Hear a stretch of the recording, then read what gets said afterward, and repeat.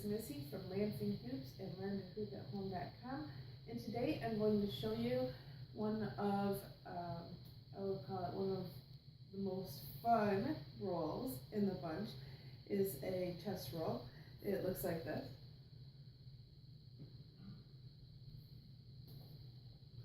One more time. Okay, so chest roll works on the same concept as a back roll. I think it's probably easier to learn a back roll first. Most people feel the same. So if you haven't learned that yet, you might want to check out my back roll tutorial. I will link to that below.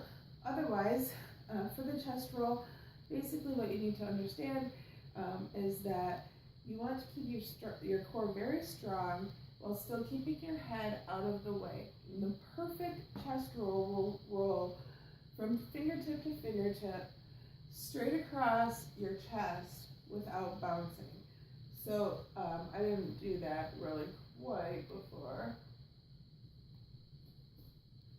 So that would be a chest roll that goes from fingertip to fingertip. So just like with the back roll, I like to start in this thumb and forefinger position with where the hoop rocks back and forth. And I like to just gently release here, just like if I was going into this back roll. Whoops. I like to do that same gentle release. But instead, I'm going to lean my head back and let the hoop come to the front of my elbow. So when you lean your head back, that's only to get your face out of the way of the hoop. You want to avoid like bending way over or like slouching down or doing any sort of like weird thing where your core isn't engaged anymore. Otherwise the hoop will bounce around or it will slop off your body. So as you lean back, when you throw it up and it rolls to the inside of your arm and your elbow as it comes across all the way to your fingertips, all you're doing is just tilting your head out of the way. So here, roll like that, so I don't swing my body back and forth. Okay, so one more time on this. As you line up, my arms are straight, just like for the back roll. I have the thumb and forefinger grip.